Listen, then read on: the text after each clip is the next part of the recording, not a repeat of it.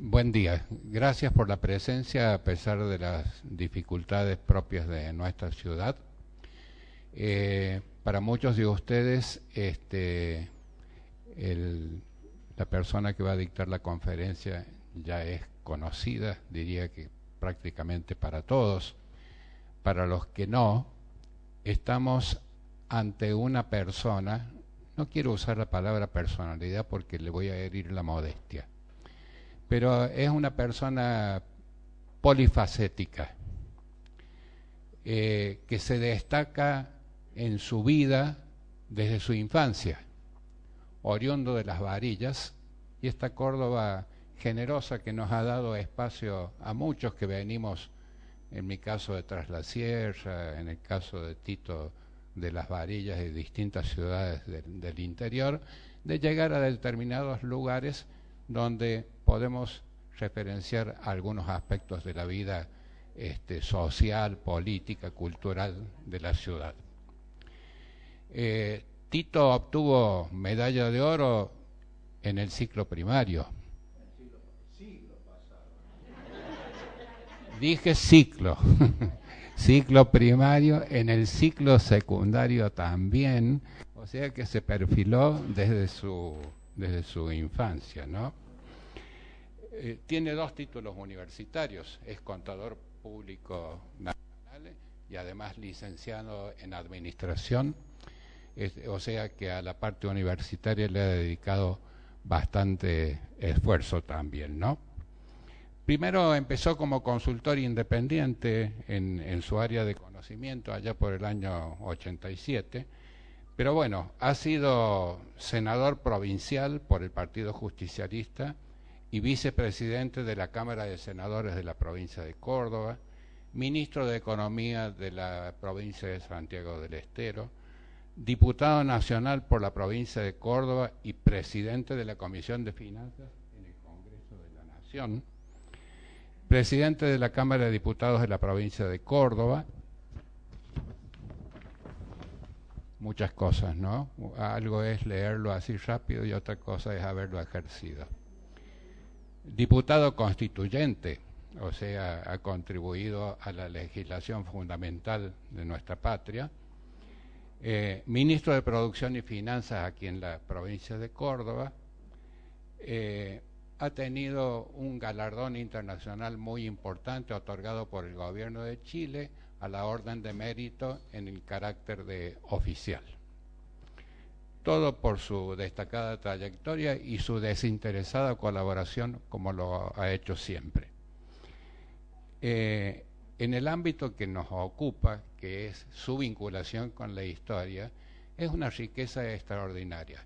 Para no demorar, voy a leer simplemente los títulos y realmente me complace leerlos porque los títulos que van a escuchar, muchos son parte de la historia doméstica de Córdoba, de la cual he sido partícipe presencial en mis etapas de estudiante y en la primera etapa profesional.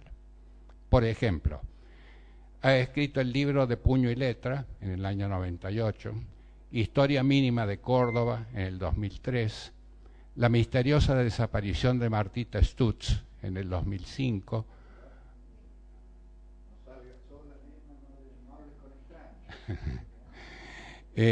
Morir en Grande, Caso Penjeret, Caso Yaloveski, Masacre en Barrio San Martín, Morir en Grande, Santiago Derqui, El federalismo perdido, Texas con historia, El general cautivo, Los pujadas de la época guerrillera al horror, Las promesas del general, La independencia argentina, 14 años de política, diplomacia y guerra.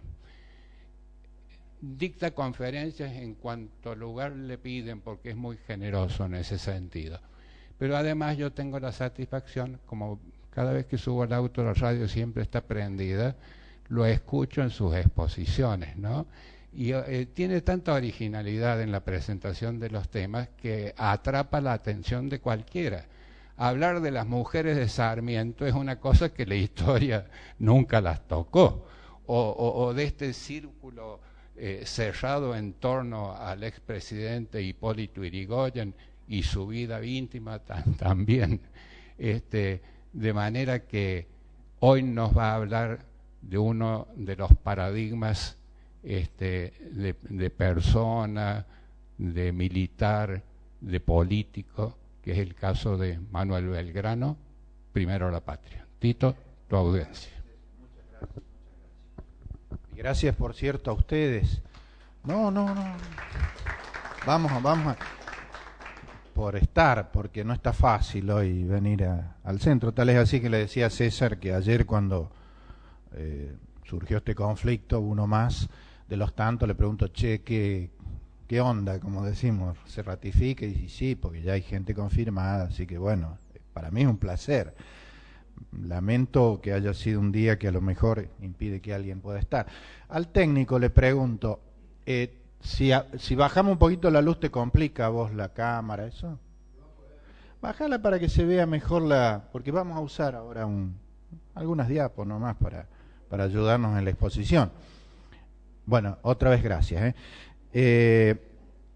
Yo me alegré mucho cuando me invitaron gracias. ¿No te complica? Bueno, dale. Me alegré mucho poder hablar de Belgrano. Y junio es todo de Belgrano, porque él nació un 3 de junio de 1770 y murió el 20 de junio de 1820. Tal es así que ese día, curiosamente, en el sentido de que no había sido la fecha de la creación de la bandera, es el día de la bandera. Así que bueno, digo que me alegra mucho porque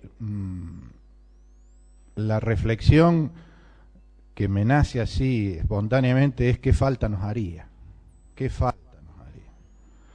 Una figura de estas características, porque más allá de todo lo que dejó, que ahora sucintamente lo vamos a recordar con ustedes, porque todo lo que van a ver y escuchar, ustedes lo conocen, lo saben, pero más allá de eso, digo, más allá de todo lo que él hizo, de las circunstancias de las que participó, de las campañas, de las batallas que ganó y de las que perdió, de la bandera que nos legó y todo eso, deja un legado de valores, que es lo que hoy está en crisis, ¿no?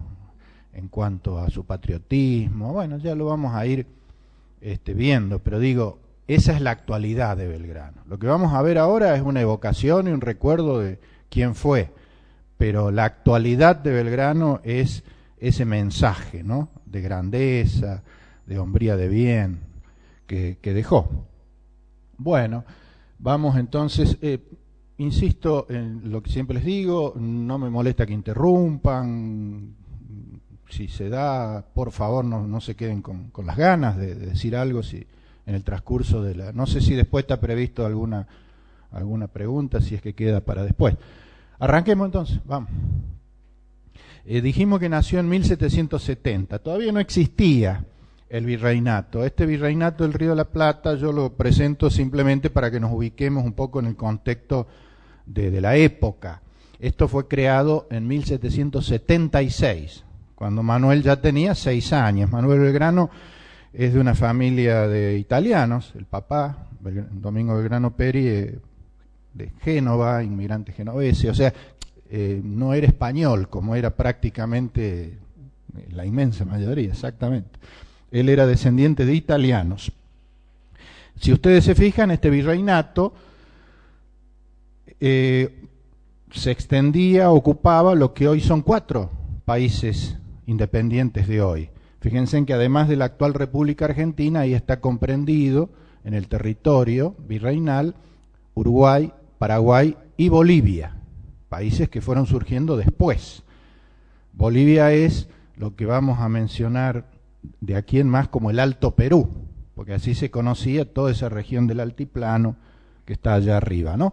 Hasta 1770, cuando nace nuestro Manuel, todo eso pertenecía al Virreinato del Perú, que es el que tenía capital en Lima, era la metrópoli más glamorosa de la época. Yo me imagino que todos los funcionarios españoles de esa burocracia nutrida que tenía el régimen monárquico querían ir a Lima, no a Buenos Aires. Buenos Aires era una ciudad alejada, con un río de aguas marrones, calles de barro, ventosa, no había, digamos, las diversiones, la vida que había en Lima, donde se había medio replicado las ciudades españolas de la época. Bueno, ese es el contexto de época, simplemente por eso lo presentamos.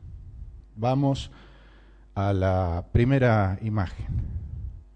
Bueno, antes que esto, porque es el primer trabajo que tiene Manuel, antes que esto digamos lo siguiente. Él era de familia acomodada, los Belgrano estaban bien. Tan bien estaban que lo enviaron a estudiar a España. Abogacía se estudiaba en un par de lugares, nada más, ni siquiera en Córdoba todavía estaba la carrera de Derecho, digamos. Había que ir al Alto Perú, Charcas, o España. Entonces, él estudió en España en las mejores universidades, Salamanca, Valladolid, se recibe de abogado, pero fíjense en la época, ¿no? Tomen nota de que eso debe haber sido en 1785, 86, 87, o sea que estuvo allá cuando se produjo la Revolución Francesa, estaba toda esa ebullición de nuevas ideas, la Revolución Industrial reciente en Inglaterra, o sea que con su visión de inteligencia seguramente tomó nota de todos esos cambios que se estaban produciendo. Se recibió de abogado pero estudió economía, o sea, ya era un hombre formado en economía también. Por eso cuando vuelve, 1793, 94, con su título de abogado, queda a cargo del Consulado de Buenos Aires. El consulado era una especie de ministerio que se ocupaba de las cuestiones comerciales, económicas, todo bajo el rigor de las leyes de Indias y el esquema colonial, ¿no es cierto? No había mucho para inventar. Pero no obstante, felizmente quedaron las memorias ven que dice memoria que leyó, porque una de las obligaciones que tenía el secretario del consulado era cada año presentar una memoria. Y felizmente esos documentos se han conservado y ahí podemos asomarnos a la visión de Belgrano progresista en materia económica, donde ya habla de industrias, habla de libre comercio, ideas muy innovadoras que obviamente traía de su periplo por Europa. Son muy buenas esas memorias del consulado. Bueno, él era un funcionario más de esa fecunda burocracia española. Acuérdense en que el virreinato tenía la figura del virrey, que era el delegado del rey, y después la Real Audiencia, que venía a ser la justicia, con toda su burocracia de oidores, etcétera, etcétera. El cabildo, como representación institucional en cada ciudad, y bueno, todos los cargos públicos que se les puedan ocurrir. Era muy poquito lo que había en la esfera privada.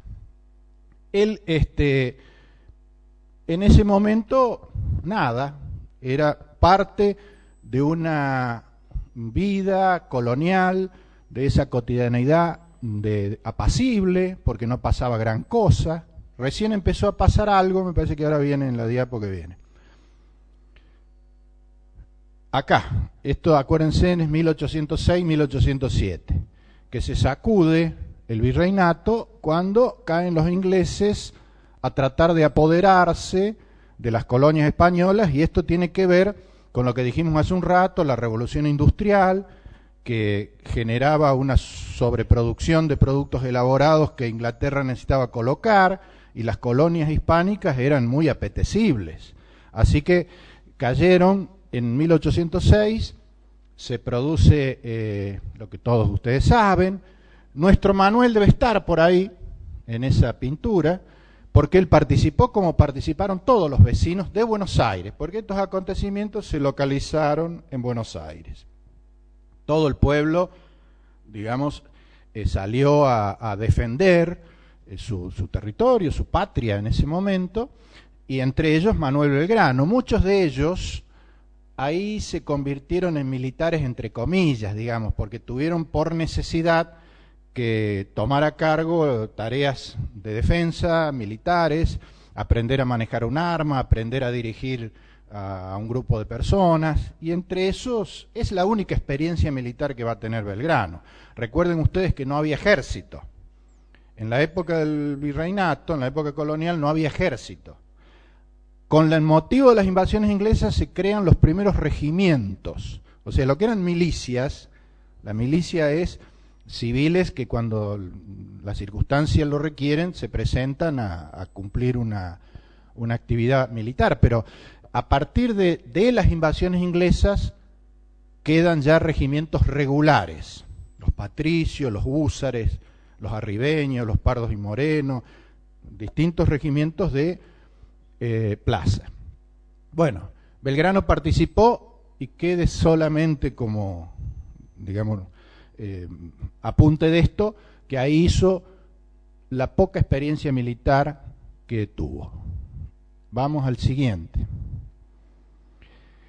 Este señor es el monarca que no podía reinar porque otro señor, el que sigue, por favor, este otro señor, que es Napoleón Bonaparte, había invadido España y lo había tomado cautivo a Fernando VII. Lo tenía cautivo en un palacio, en un castillo de Francia, con toda la corte, con todo el boato, pero no lo dejaba reinar. Le puso de una especie de interventor, de emperador, a su hermano, José Bonaparte. Entonces, Fernando VII estaba impedido de gobernar, y esa era un poco la situación política que generaba un estado de inestabilidad en ese momento entre las invasiones inglesas y 1810. Por favor. Bueno, esta situación política es la que se analizaba en la jabonería de Vieites. Hipólito y Nicolás Rodríguez Peñas eran socios de una jabonería que estaba a varias cuadras de la Plaza de Mayo, porque obviamente debe haber despedido olores nauseabundos y esas cosas. Las jabonerías trabajaba con grasa, elaboraba un producto de alto consumo en ese momento, que era jabones y cebos, velas. Todo era vela, todo, hasta el alumbrado público. Entonces, por las noches, ahí se juntaba un grupo de muchachos, además de nuestro Manuel Belgrano y los dueños de casa, Nicolás Rodríguez Peña y su hermano, Saturnino Rodríguez Peña, Hipólito Vieites, Domingo French, Antonio Beruti, Juan José Paso, miren qué muchachos, ¿no? Y los tipos estaban buscándole la vuelta, desde el punto de vista político, a la situación para sacarse encima al virrey. Esto era lo que ahí se analizaba. Cuando cae el último reducto monárquico en España, los tiempos se aceleran. Porque cuando Napoleón lo toma cautivo a Fernando VII y coloca a su hermano, se instala en España una Junta Central de Andalucía, que pretendía, digamos, gobernar o cogobernar hasta que la situación se dilucidara y Fernando pudiera volver a reinar. O sea que había una cosa ahí media ambigua, y las colonias, entonces, no habiendo otra referencia del régimen monárquico que esa junta, acataban a la Junta Central de Sevilla, hasta que Napoleón también se la llevó puesta. Entonces, cuando llega esa noticia, el virrey trata, la noticia de que cae la Junta de Sevilla, esto es política pura, ¿no? Cuando esta noticia llega, el virrey trata que no se desparrame. El virrey se llamaba Baltasar Hidalgo de Cisneros. Entonces, ¿qué hacía Cisneros? Una censura. A los barcos que llegaban a Montevideo, que son los que traían las novedades, los hacía revisar para que no se filtrara ningún periódico, ninguna documentación, nada que pudiera, digamos, significar que se difunda la noticia. Pero no pudo. Así que unos días antes, mejor dicho, en mayo de 1810, llega la noticia, se filtra y corre como reguero de pólvora. Cayó la Junta de Sevilla. No hay ningún resabio, digamos, de poder monárquico que justifique la autoridad del virrey. Y ahí se aceleran las cosas, porque entonces los muchachos que se juntaban ahí, o en la casa de Rodríguez Peña también, dicen, bueno, ahora o nunca, este es el momento. Ahora hay que plantear que el virrey está colgado del pincel, porque no tiene a quién reportar, y por lo tanto nosotros tenemos que plantear instalar una junta de acá. No se hablaba de independencia. Los más avispados lo tendrían en mente, pero allí lo que se hablaba era cambiar el virrey por una junta, ¿está? Entonces se empiezan a mover. Dicen, bueno, ¿a dónde se hacía todo esto, este trámite? En el Cabildo. Entonces, todo esto Buenos Aires, un puntito de ese mapa que vimos hace un rato. Entonces, ¿qué hacen? Dicen, bueno, vamos a solicitar un cabildo abierto. Cabildo abierto es una reunión de vecinos para tomar decisiones. El cabildo tenía una orgánica, una comisión con cargos y qué sé yo, el alcalde de primer voto, el alférez, el otro. Vecinos no eran todos, hagamos la aclaración, porque hoy si decimos una reunión de vecinos, bueno, la ciudad de Córdoba tiene 1.500.000 vecinos. No, vecino era, como se dice vulgarmente, una chapa. Tenías que tener o reunir una serie de condiciones para ser vecino.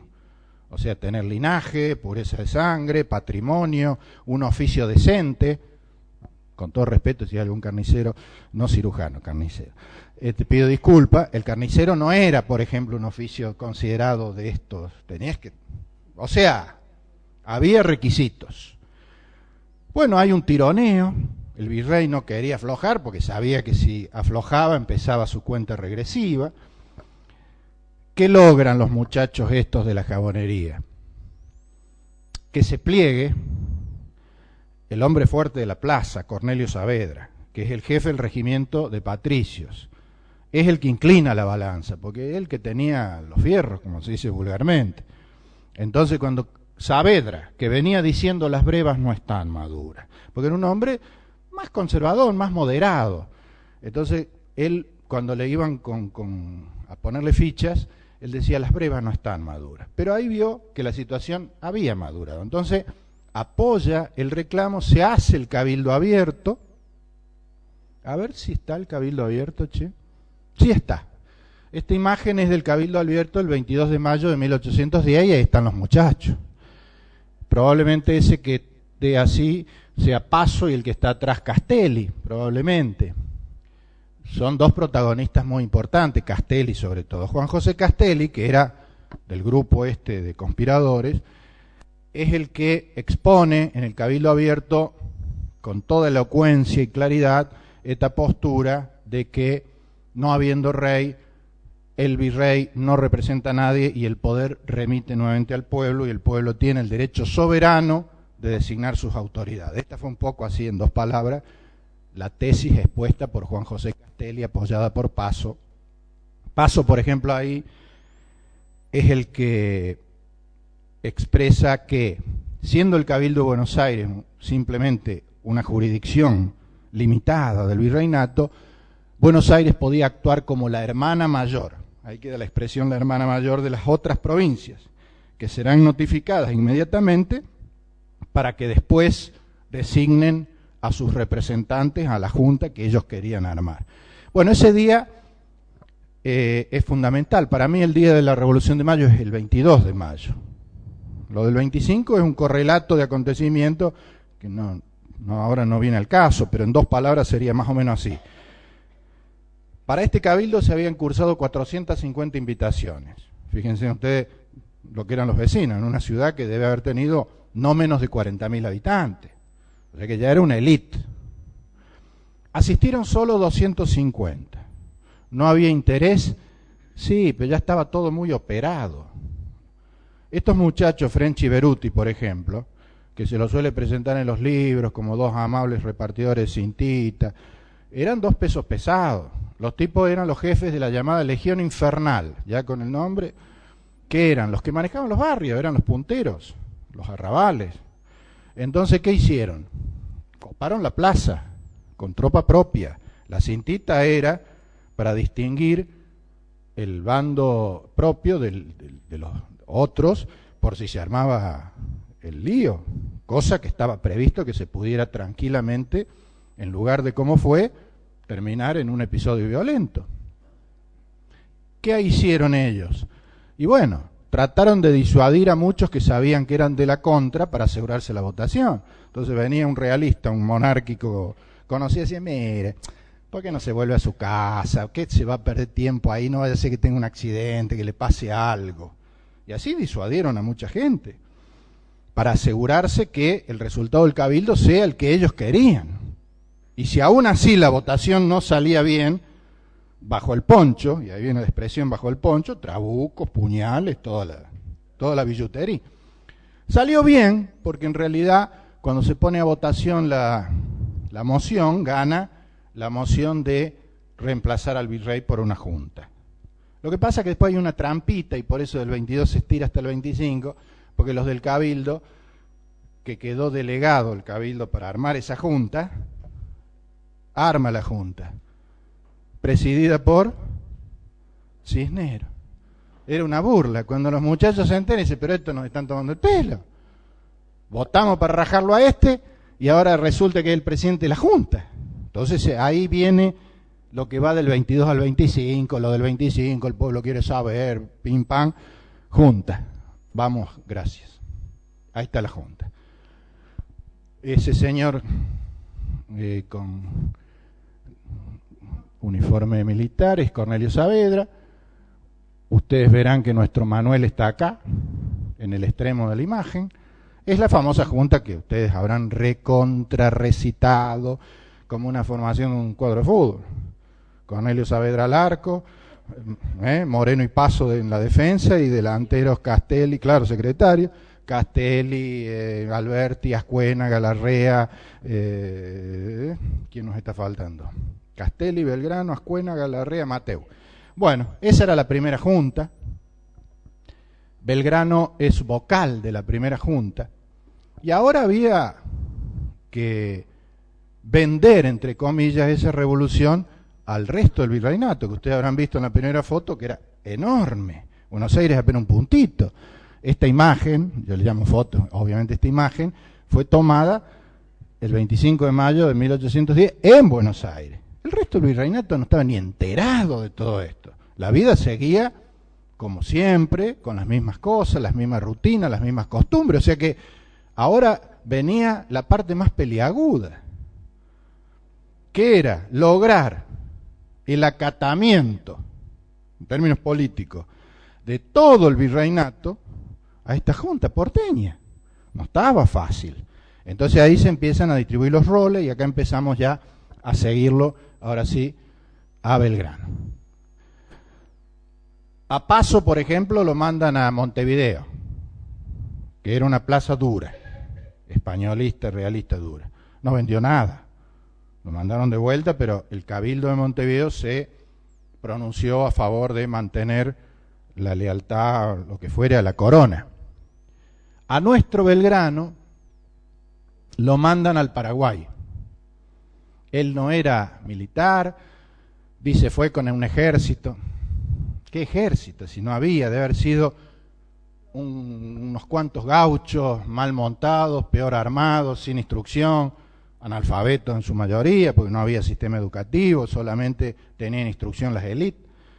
Con esa gente, con esos patriotas, marchó al Paraguay, donde sí había un ejército realista regular. No vendió nada, y tiene un par de escaramuzas militares adversas. ¿Se acuerdan? Paraguarí y Tacuarí. Y el tamborcito, nosotros en la escuela nos remachaban con... Pero en realidad podría haberlo liquidado el ejército paraguayo. Le permitieron que volviera, pero le dijeron, mirá, nosotros vamos a hacer la propia. Y efectivamente ahí empieza Paraguay a recorrer un camino propio. Ya no va a volver a tener, digamos, integración con lo que era el antiguo virreinato, ¿sí? Estaba duro. Imagínate caerle a los paraguayos, que ustedes más o menos todos sabemos lo que son los hermanos paraguayos, a decirle que era muy buena noticia, que tenían que ponerse muy contentos porque ahora los iban a mandar desde Buenos Aires. Lo miraron, le dijeron, vaya nomás, vaya. Y don Manuel vuelve, pero dejó sembrada, por su forma de ser, él sembró la semilla, porque hablaba en términos de libertad, de igualdad, de desarrollo autónomo, cuestiones que eran un discurso interesante. Tal es así que después, finalmente, Paraguay va para ese lado, pero en una construcción propia, autónoma, no sujeta a Buenos Aires. Don Manuel vuelve, eso fue lo que acabamos así de sucintamente plantear en 1810, 1811, ya estaba medio metido en la cosa militar, una pena, ¿no? Porque era la cabeza probablemente de mayor talento, que podría haber ayudado en la construcción política que quedó prácticamente en las exclusivas manos de Moreno. Pero un Moreno que tuvo un rato nomás, porque Moreno en diciembre de 1810 ya lo despacharon, Saavedra se lo sacó de encima, o sea que estuvo en la vidriera apenas 6 meses, y digo apenas 6, 7 meses porque tampoco antes del 25 de mayo Moreno era una figura gravitante, Moreno en la construcción previa tuvo poco y nada que ver. En la construcción previa los protagonistas fueron los que mencionamos, Belgrano, Castelli, Paso, French, Peruti. No estaba Moreno, no iba a la jabonería, no iba. Aparece después, pero con un altísimo perfil. Bueno, a ver. Bueno. Metido a militar, lo mandan a Belgrano a instalar unas baterías. Las baterías de unos cañones. Ven que está el río ahí, a la derecha, celeste, en realidad es marrón, es el Paraná. Esto es en Rosario, ahí estaba el descampado, pero después, un siglo después, se levantó ahí el monumento a la bandera. ¿Qué eran las baterías? Esos cañones, allá se ve un cañoncito allá a la derecha, que apuntaban al río, porque no teníamos nosotros armada, barcos, y los realistas desde Montevideo nos caminaban el río, iban y venían por el río, y entonces la Junta dice, no, che, hay que ponerle freno a esto, vaya Belgrano. Las 2 baterías las bautizó, y acá revela ya, no es casual, les podría haber puesto, qué sé yo, cualquier otro nombre, les puso Libertad e Independencia. O sea que ya instala consignas que van más allá de el discurso oficial. Porque el discurso oficial, y esto sí se los tengo que decir porque es política pura, era ambiguo, porque no se declaraba la independencia. ¿Por qué no se declaró de una? ¿No es cierto? El 25 de mayo, ya que estábamos. ¿Por qué de paso no declaramos la independencia y ganamos 6 años? Y no, porque los muchachos manejaban los tiempos. Porque había que primero vender la revolución a todo el virreinato. Córdoba no la compró. Acá la tuvieron que sofocar con sangre. Tuvieron que fusilar. Porque Córdoba se le plantó. Y así como Córdoba se les podría haber plantado, y de hecho se plantaron, otras provincias. Entonces los muchachos decían, acá hay que ir paso a paso, como decía un entrenador de fútbol. Paso a paso. De modo que había que mantener esa ambigüedad. Ahora los chicos le llaman acting. Acting era hacer como si fuéramos todavía súbditos de la corona, pero minga, no somos eso, ya van a ver. Pero por ahora era así. Y todo se seguía haciendo en nombre del rey, los papeles oficiales eran los del rey, la bandera que flameaba en la fortaleza de Buenos Aires, que era la sede del gobierno en ese momento, el fuerte, que es donde hoy está la Casa Rosada, era la española, o sea, todo era español, solo se habían cambiado los protagonistas, ¿sí? Entonces lo mandan a Belgrano a instalar las baterías, y ahí nomás le dicen, bueno, una vez que haga esto, siga al Alto Perú, porque ya nos dieron la primera paliza, ya había fracasado la primera campaña al Alto Perú, va a haber 3. La primera es la que encabeza González Balcarce con Castelli, que tienen una primera y prometedora victoria que se llama Suipacha, y después un gran fracaso militar que es Huaki, y vuelta para atrás. Entonces el ejército ese, que había ido a pelear al Alto Perú, estaba en Jujuy, desmoralizado, destrozado, y a Belgrano le va a tocar hacerse cargo de eso, y dice, vaya para allá. Entonces Belgrano les dice, bueno, voy a la guerra, pero ¿no les parece que tendríamos que tener algún distintivo? No podemos ir con la misma. Es como, imaginen ustedes un partido de fútbol donde todos jugamos con la misma camiseta. ¿Cómo hacemos para saber de quién es el gol?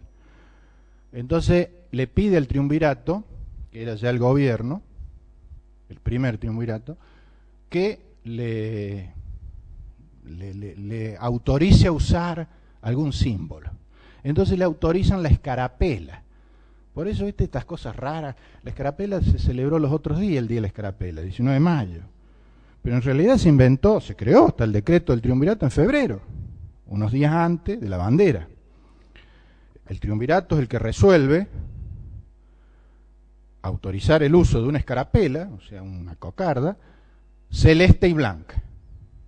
Y no es casual celeste y blanca, porque se entiende, porque podría haber sido roja y amarilla, qué sé yo, bordó y verde.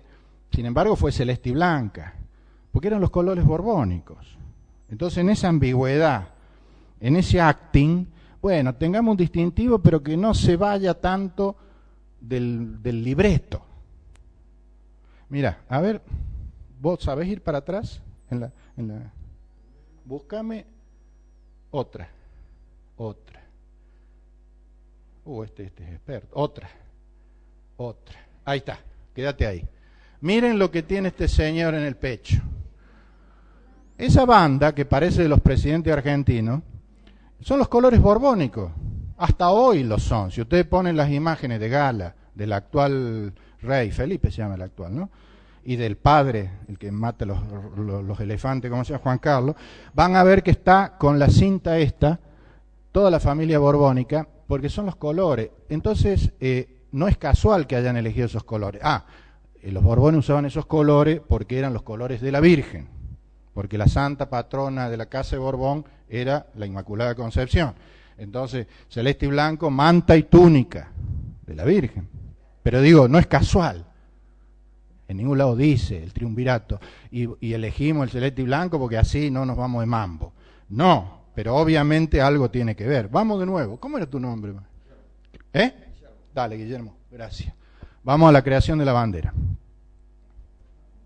¿Te molesto, César, un minuto? No, quédate. Creo que traje acá uno. Acá está. Gracias. Entonces le autorizan la escarapela. Belgrano se pone contento.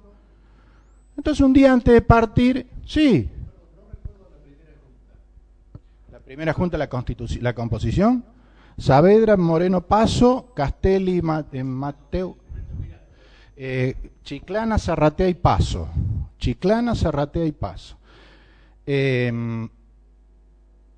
Belgrano contento, un día antes de partir, pues ya instalaron las baterías, y bueno, dice, ya que estamos, vamos a hacer una bandera. Y él le cuenta, mira, César, cuando esté el tiempo mal me avisás, ¿no? Y cuando ustedes se cansen me avisan.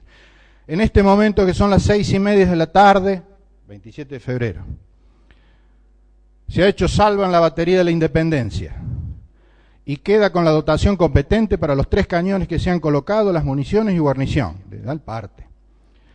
He dispuesto para entusiasmar a las tropas y estos habitantes que se formen todas aquellas, las tropas. Y hablé en los términos de la copia que acompaña, porque todo había que contarlo. Siendo preciso enarbolar bandera y no teniéndola, la mandé a ser blanca y celeste, conforme a los colores de la escarapela nacional. Espero que sea de la aprobación de vuestra excelencia. Y se fue, contento con su bandera, dijo, qué bueno, tenemos bandera. ¿Ustedes qué les parece? ¿Cómo habrá caído la cosa en el triunvirato que estaba haciendo toda la película? Bueno, claro. Cuando llega la nota, le despachan a vuelta de correo. Ha dispuesto este gobierno que haga pasar como un rasgo de entusiasmo el enarbolamiento de la bandera celeste y blanca, ocultándola disimuladamente, y sustituyéndola con la que se le envía, obviamente la española, que es la que hasta ahora se usa en esta fortaleza, procurando en adelante no prevenir las deliberaciones del gobierno en materia de tanta importancia, diciendo no te vayas de... El gobierno deja a la prudencia de vuestra señoría la reparación de tamaño desorden, pero debe prevenirle que esta será la última vez que sacrificará hasta tan alto punto los respetos de su autoridad y los intereses de la nación que preside y forma, los que jamás podrán estar en oposición a la uniformidad y orden, o sea, bien así, tajante, como diciendo, guarda esa bandera. Lo que pasa es que Belgrano ya había partido. Cuando llega el Chasque con la cartita esa, él ya estaba camino al Alto Perú, porque se iba a hacer cargo del ejército. Belgrano era un hombre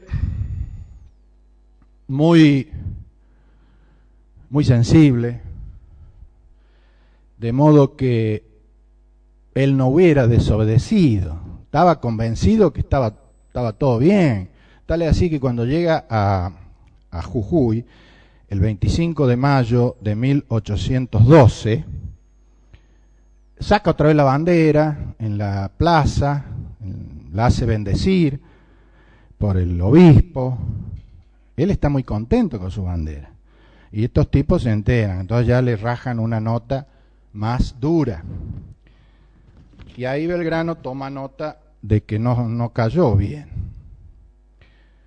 Y les dice: debo hablar a vuestra excelencia con la ingenuidad propia de mi carácter y decirle, con todo respeto, que me ha sido sensible la reprensión que me da en su oficio, el reto, acusándome de haber faltado a la prevención del 3 de marzo que nunca llegó a mis manos. No había bandera, y juzgué que sería la blanca y celeste la que nos distinguiese como la escarapela. ¿Y habré con esto cometido un delito?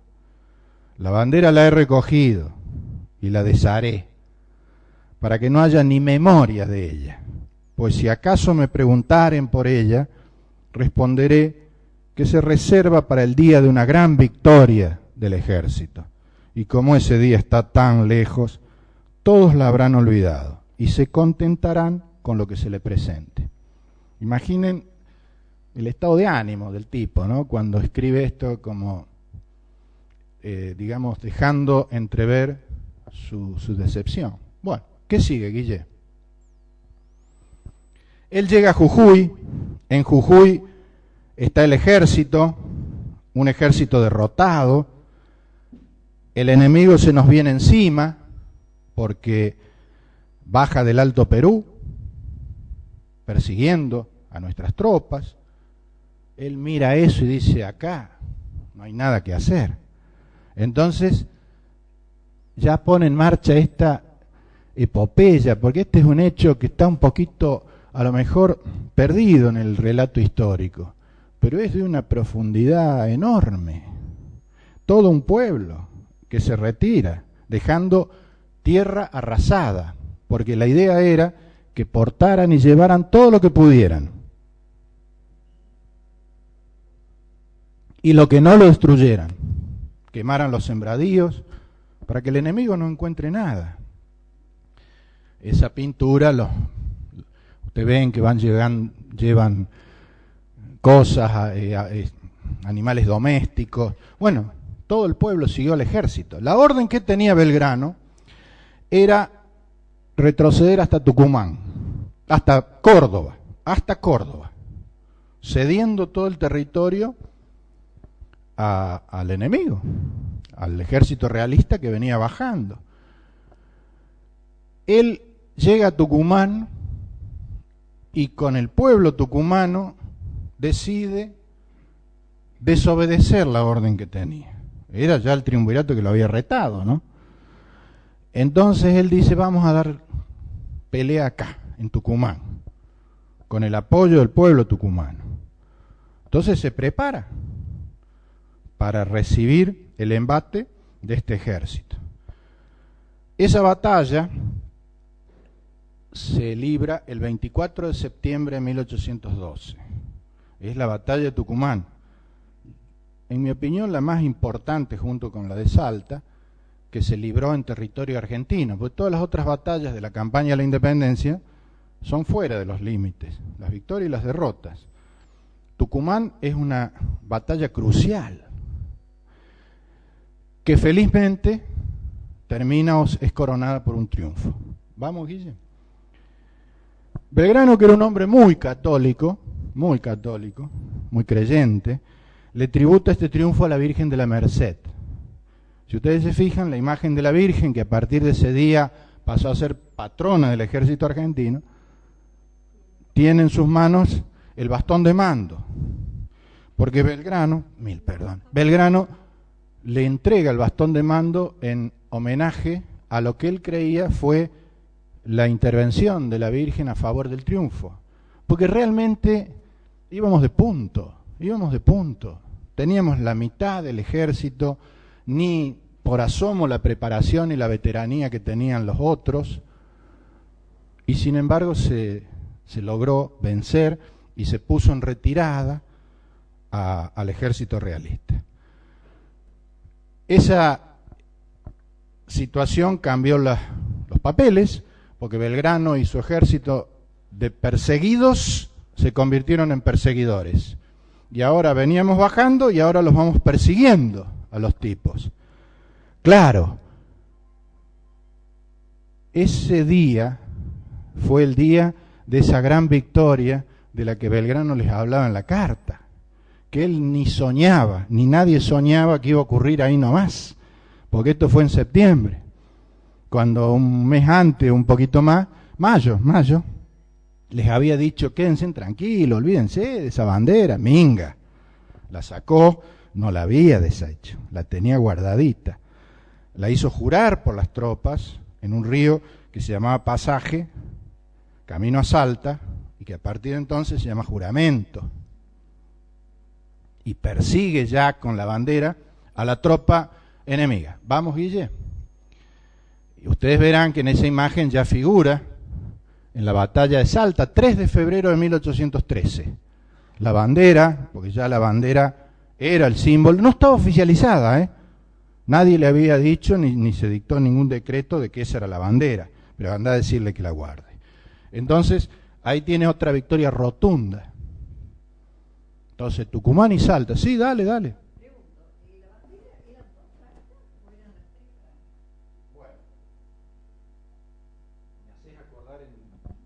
Después de un cuadrito más, vamos a hablar de eso.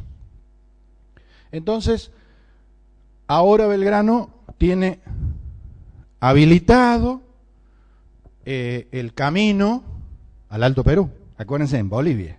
Claro, ya Salta, ya. Entonces los tipos, el ejército enemigo ya pasó la quebrada, se volvió al Alto Perú. Belgrano los persigue. Dice, ahora vamos, por todo.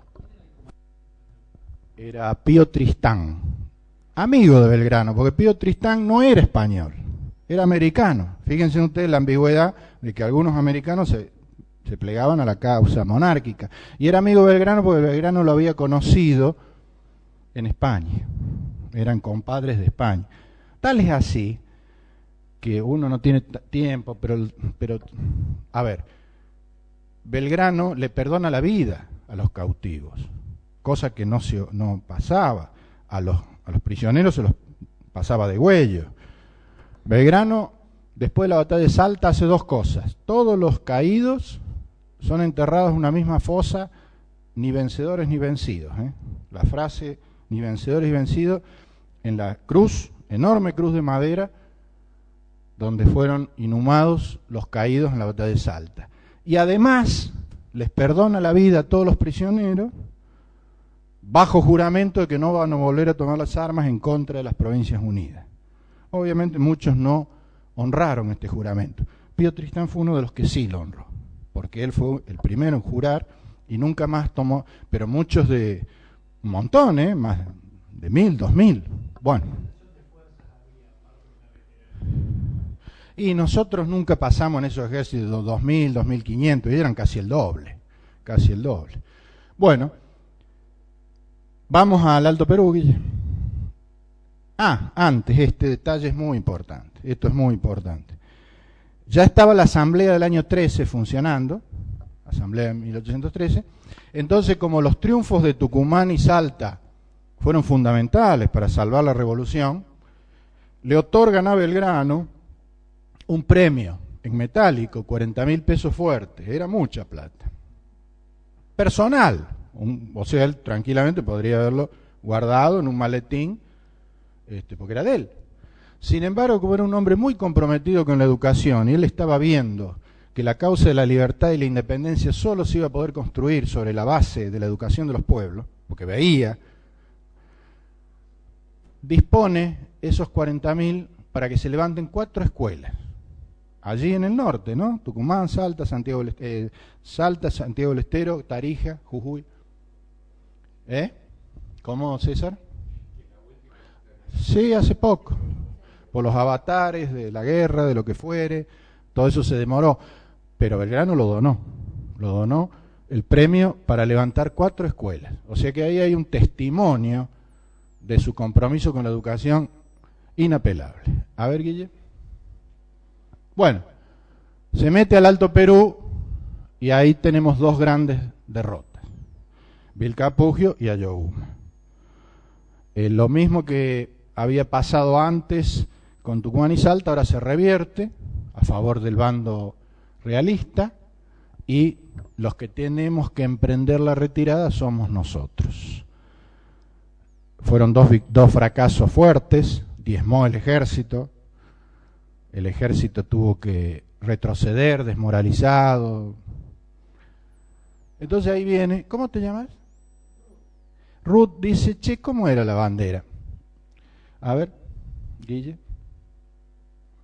Esta bandera,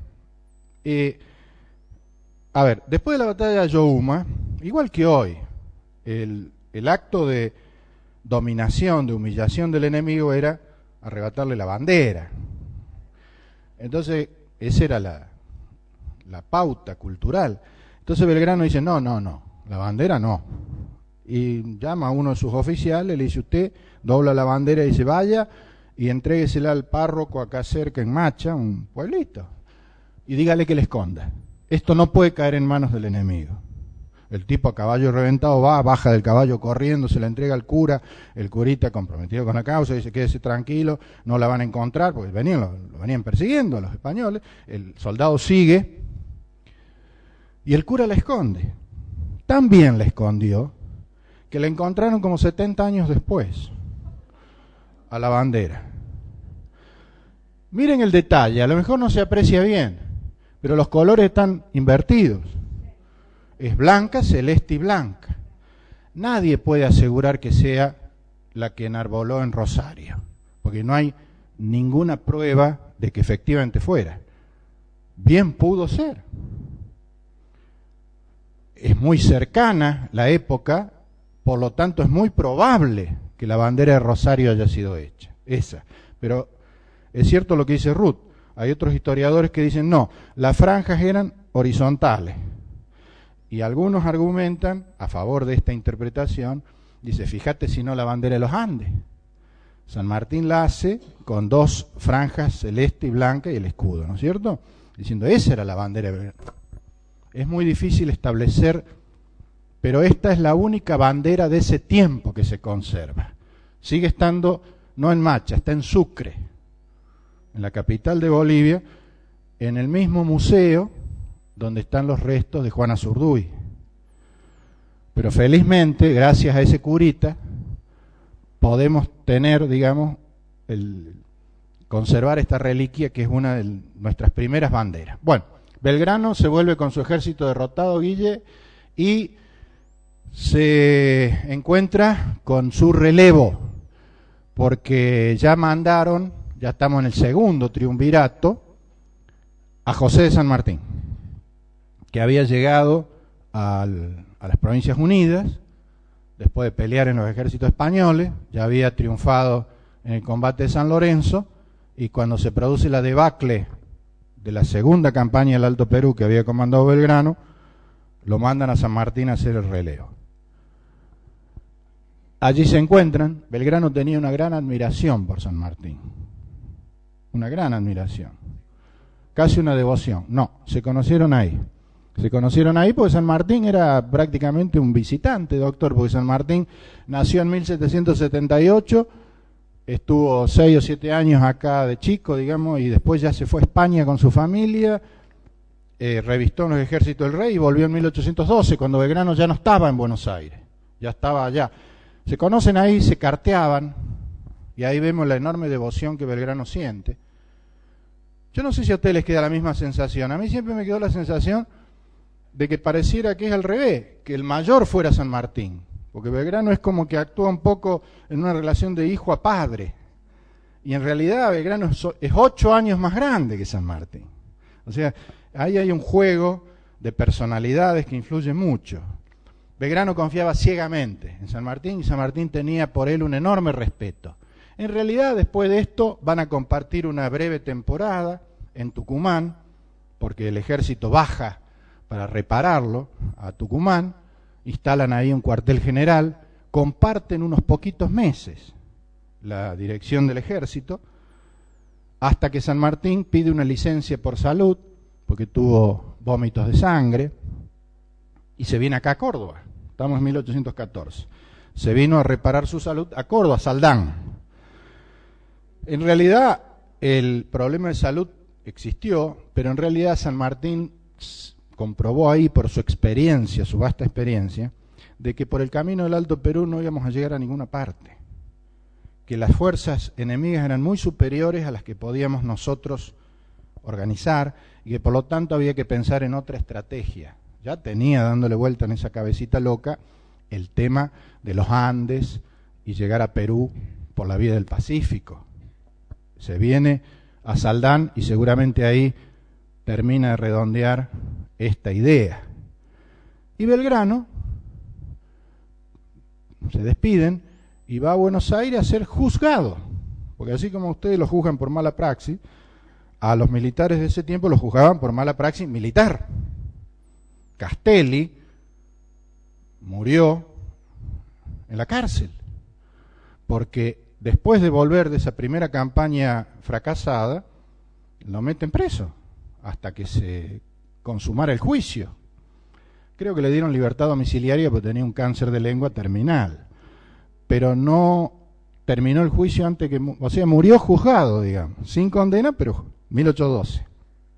Belgrano es lo mismo, vení a ser juzgado, y San Martín, ahí ya no se vuelven a ver, ahí ya no se vuelven a ver. A ver, Guille, ¿qué sigue? Bueno, las noticias que llegan de Europa, todo mal, como dicen los chicos, todo mal. ¿Por qué? Porque Napoleón estaba siendo derrotado, ya había perdido el poder, los Borbones habían vuelto al trono. Fíjense, ahí están los Borbones. Ese es un cuadro, naturalmente, pero fíjense que casi todos tienen la franja, casi todos. El rey viejo, que debe ser Carlos IV, calculo, el papá de Fernando, los príncipes, hasta los principitos, fíjate aquel en brazo. Entonces, la cosa se ponía fea, ¿por qué? Acá la guerra estaba trabada, acabamos de decir que había fracasado la segunda expedición al Alto Perú, en Europa había vuelto Fernando VII al poder, la verdad que estábamos complicados. Entonces ya existía el directorio, porque acá la guerra iba derrumbando gobiernos, consumiendo gobiernos. Fíjense en que estamos en 1814, 1815, ya había pasado la primera junta, la junta grande, el primer triunvirato, el segundo triunvirato, la asamblea del año 13. Estamos ya con los directores supremos. Entonces lo mandan a Belgrano, a nuestro Belgrano, con Rivadavia, a ver, viste, como diciendo, no, che, no te lo habrás tomado en serio, Fernando, era medio, esto no era para, todo bien con vos, como diciendo, achiquemos, viste, como uno cuando mete la pata dice, che, no, bueno, a ver cómo arreglamos esto, más o menos eso era, Y de paso, ver, explorar para traer un príncipe europeo y coronarlo acá.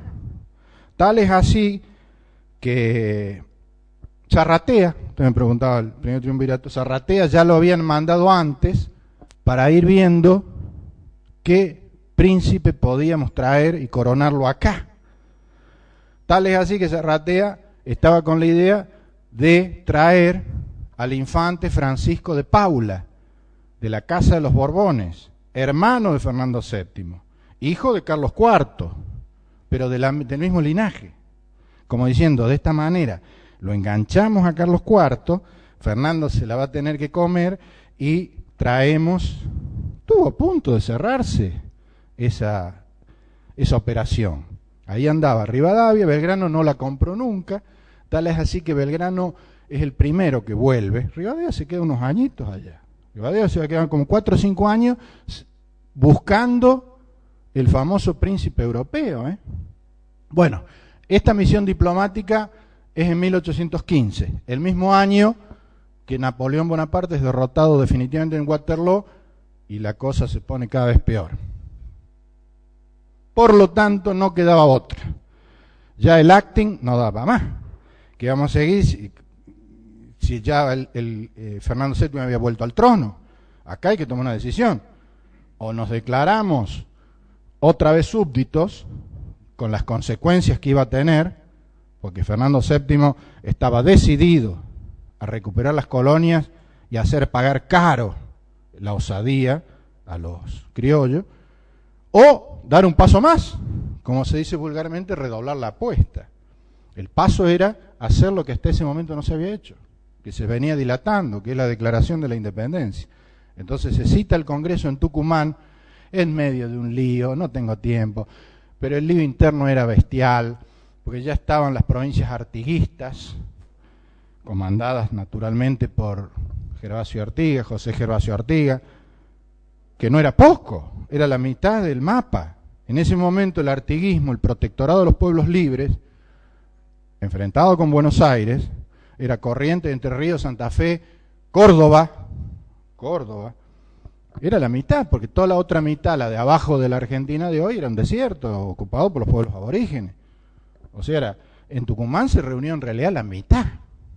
Nuestra Córdoba fue el fiel de la balanza, porque Córdoba decidió, contrariamente al resto de las provincias artiguistas, mandar representantes, lo cual fue un acierto político.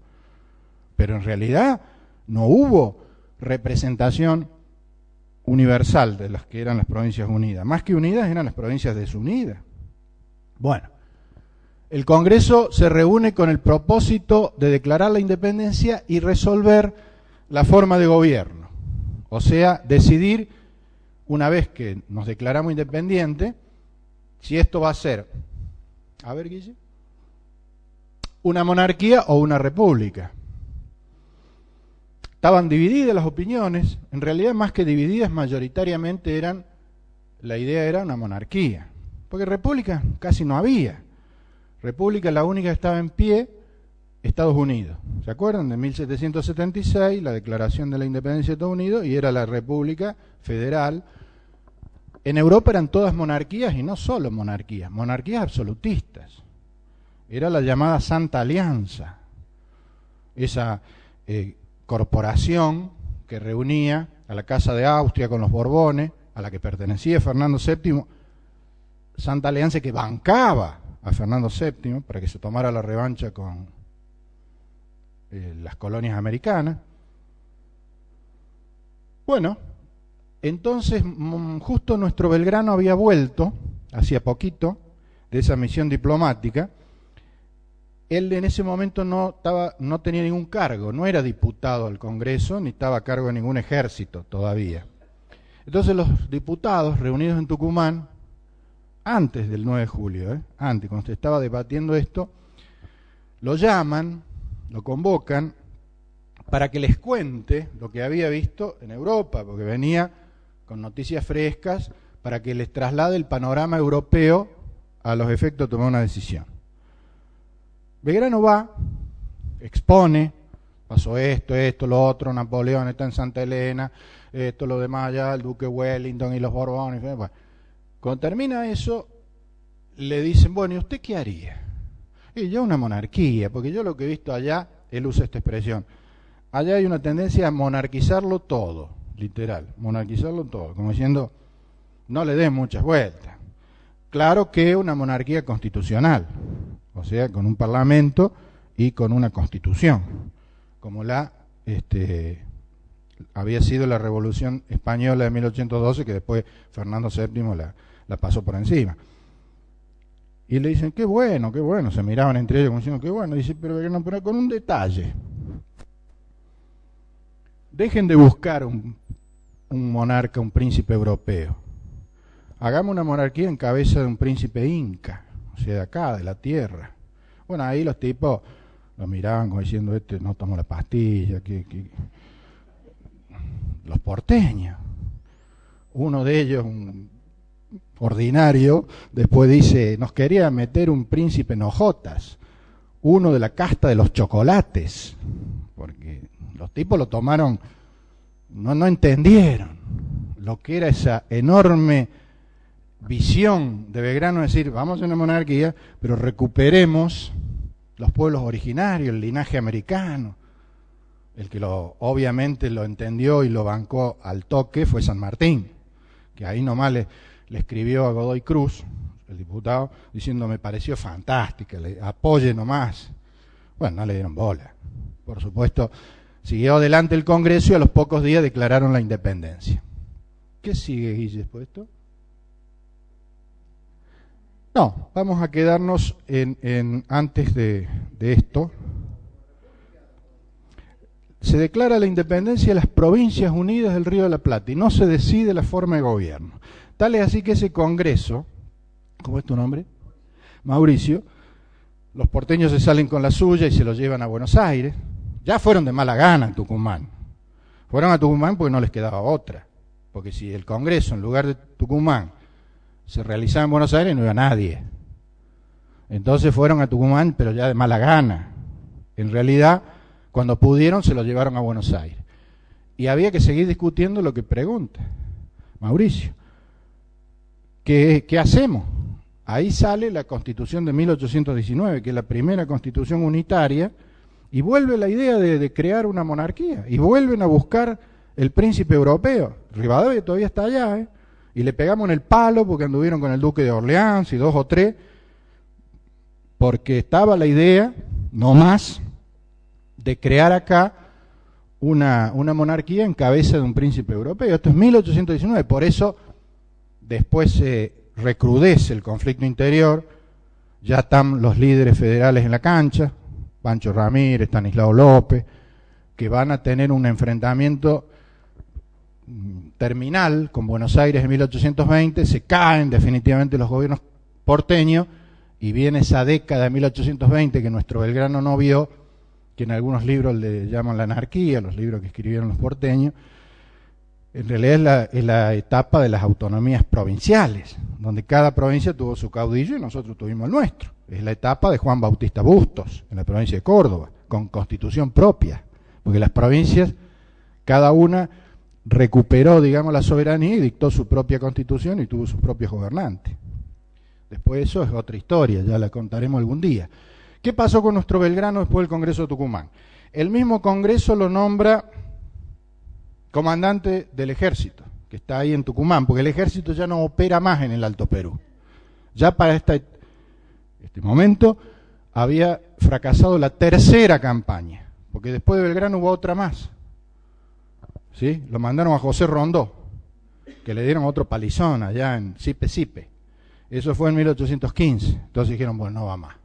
El ejército a Tucumán, ¿y quién se hace cargo de frenar las invasiones realistas que se venían del Alto Perú? Martín Miguel de Güemes. Por eso hay que ser muy justo en el trípode que garantizó la construcción de la independencia en ese tiempo.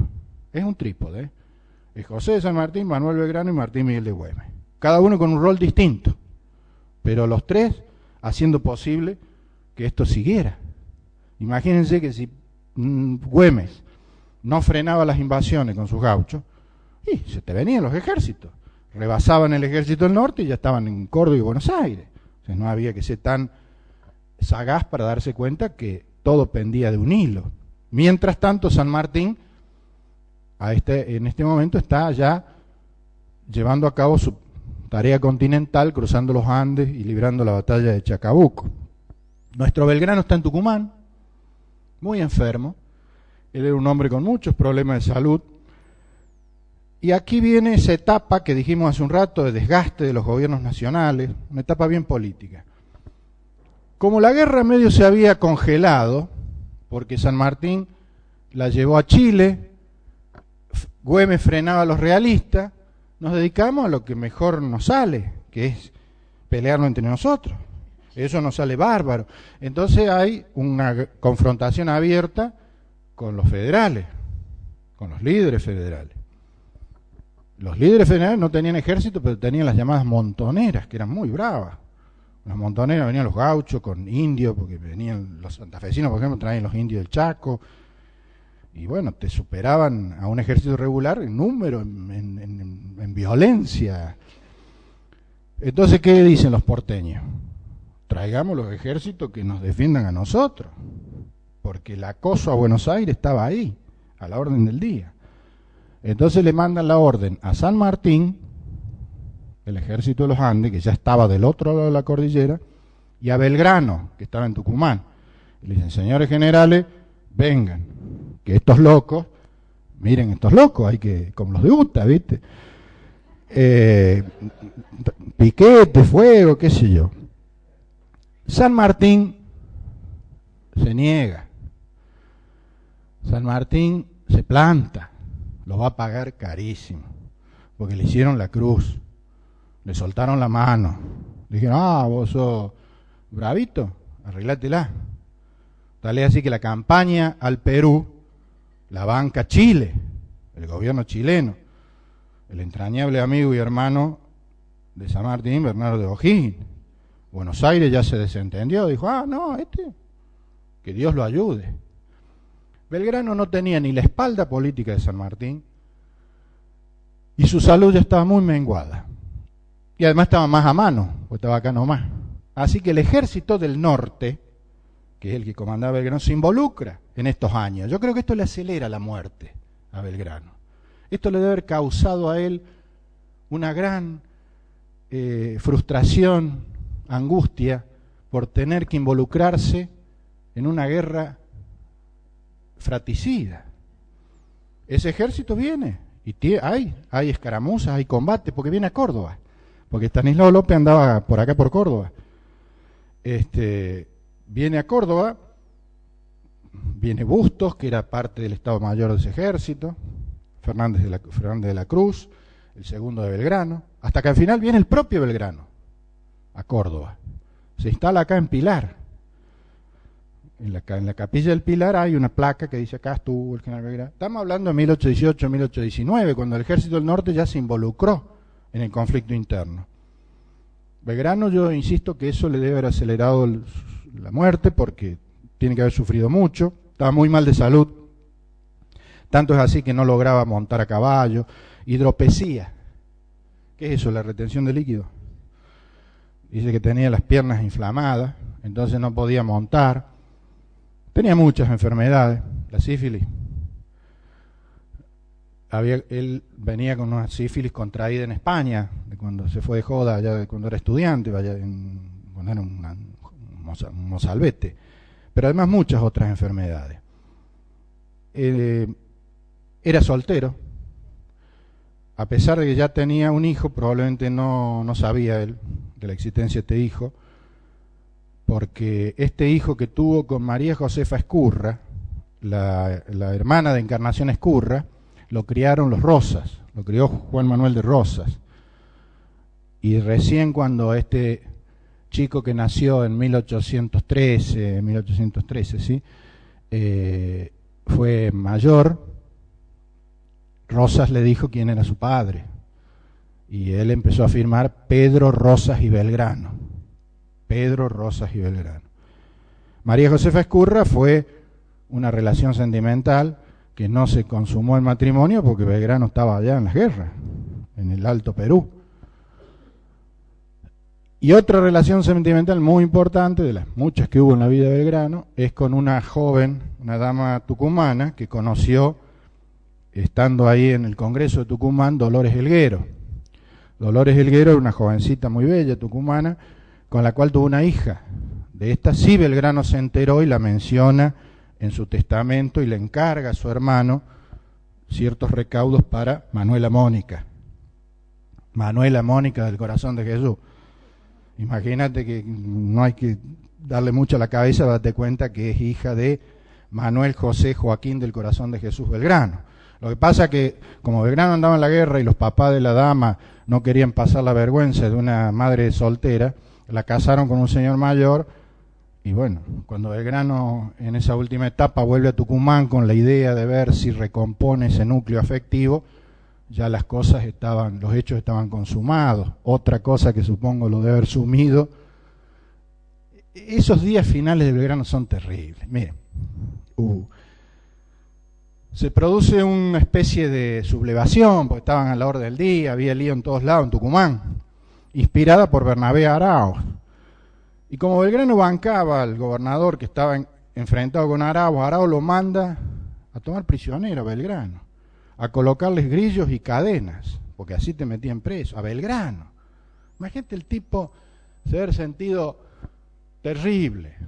Tal es así que su médico, el doctor Regget, el médico personal, que ya lo asistía como un médico de cabecera por los males que tenía Belgrano, los para y dice, muchachos, ¿no ven cómo tienen las piernas? Déjense de joder. Pero yo creo que esto termina de convencer a Belgrano de que ya no hay nada por hacer allí. Estamos en 1820, emprende el regreso a Buenos Aires, a su casa natal, a la misma casa donde había partido hacía ya casi 10 años. Lo atiende una hermana, porque él no tiene familia, y un hermano clérigo de la congregación de los dominicos, Domingo Belgrano. Pasa allí sus últimos días de vida.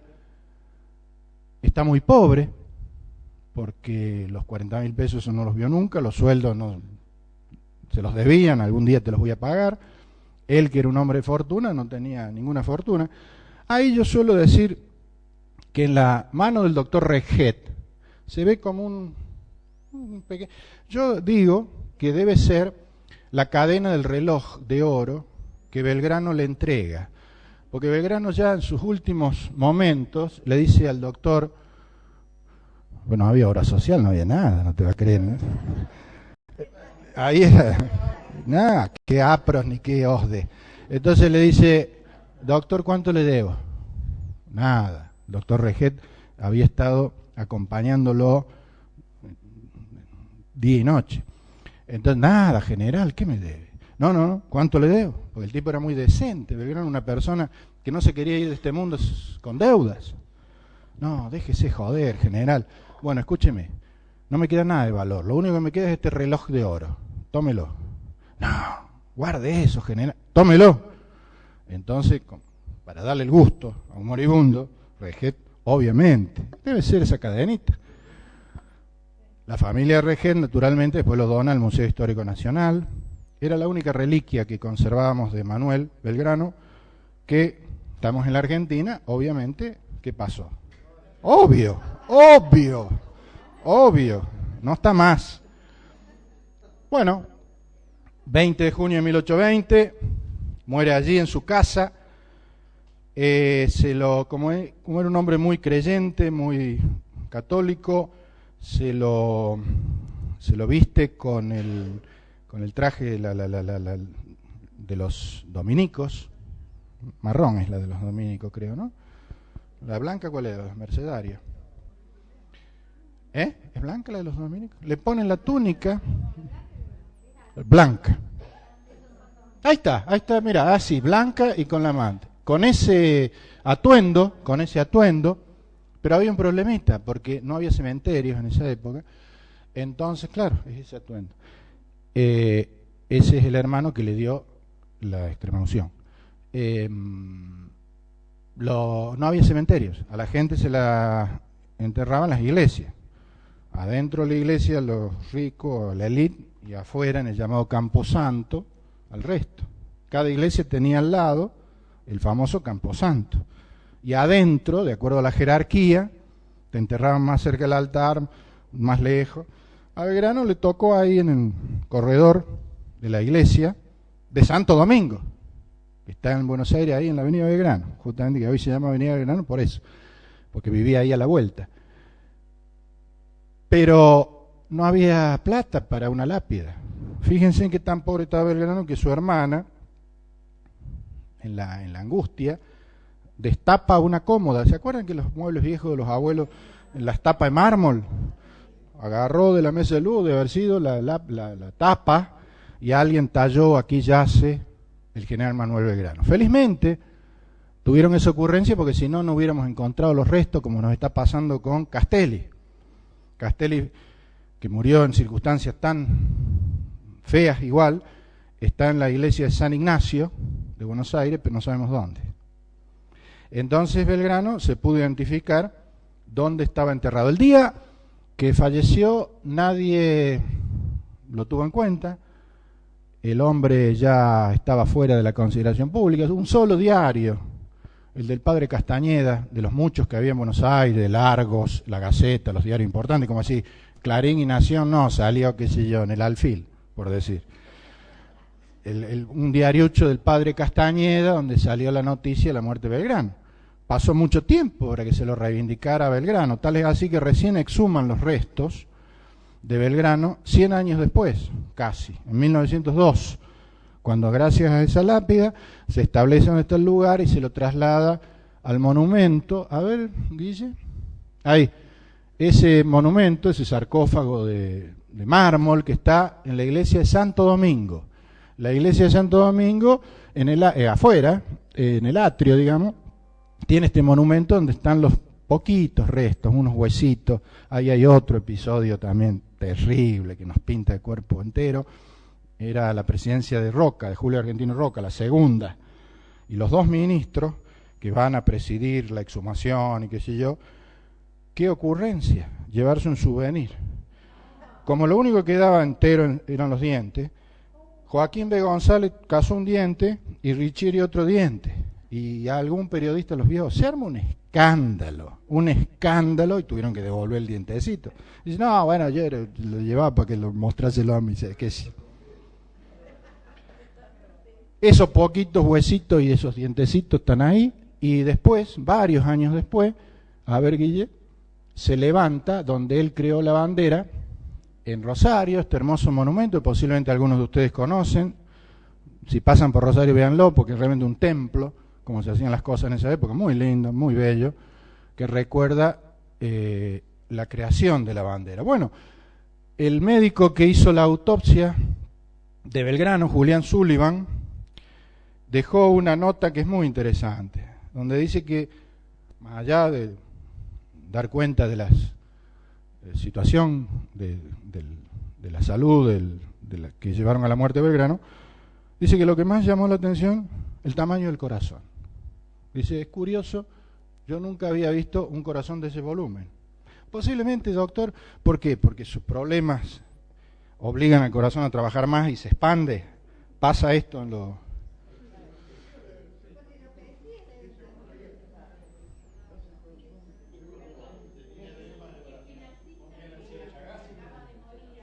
Chagas.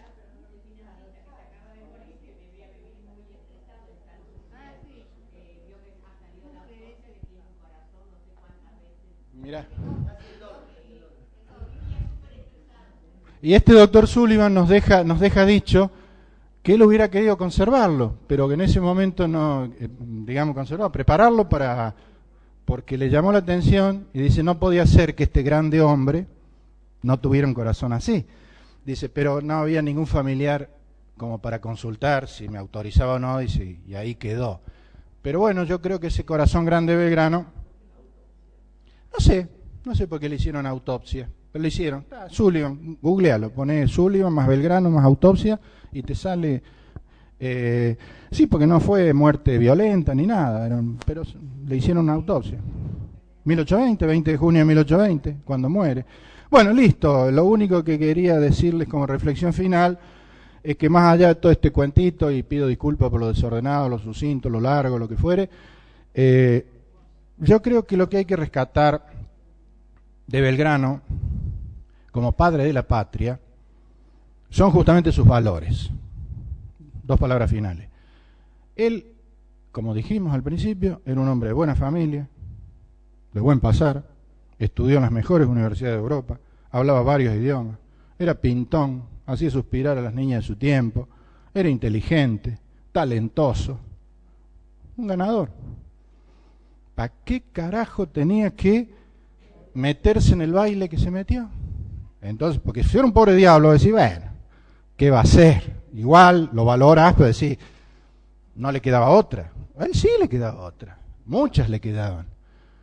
Y él deja todo lo personal en nombre de una causa superior. En todas sus cartas, sus escritos, todo lo que quedó, no se le cae la palabra independencia, libertad.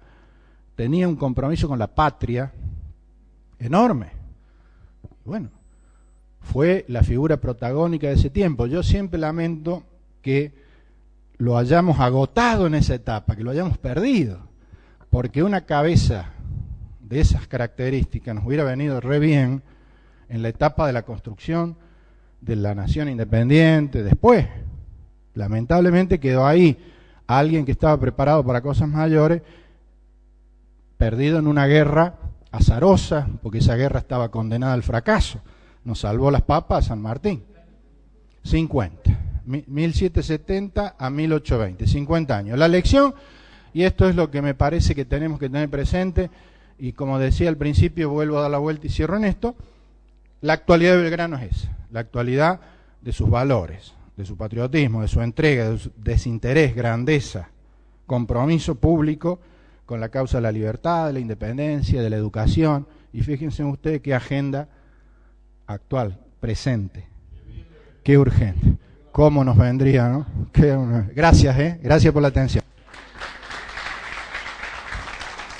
Gracias, Tito.